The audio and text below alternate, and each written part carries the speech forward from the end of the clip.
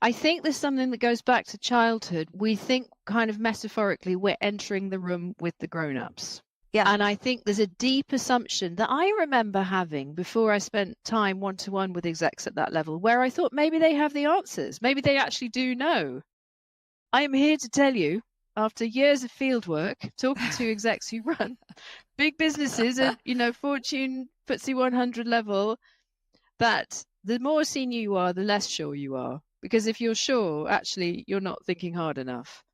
So the first belief that they have all the answers, ditch that.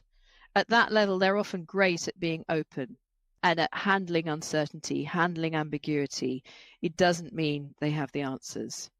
They can often make decisions really quickly based on the data you give them, but the good ones aren't arrogant about that.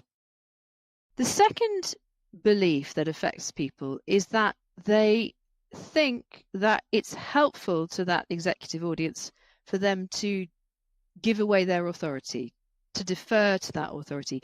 Now, clearly you've got to be respectful, right? These people are in those positions because they're very good at what they do.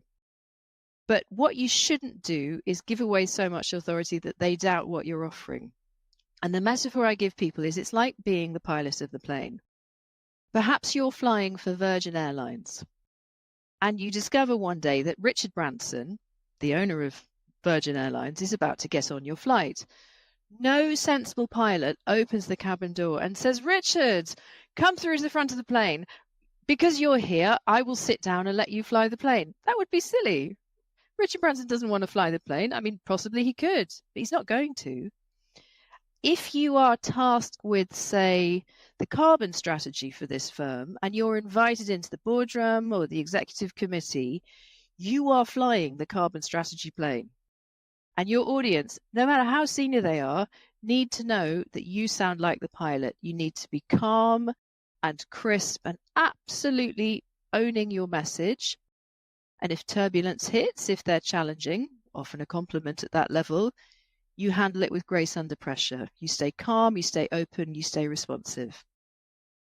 That's what works at that level, not, nodding, being submissive, keeping quiet if you should be talking. It's about own the plane you're flying and be confident, be clear, be credible, because that gives them more faith in you.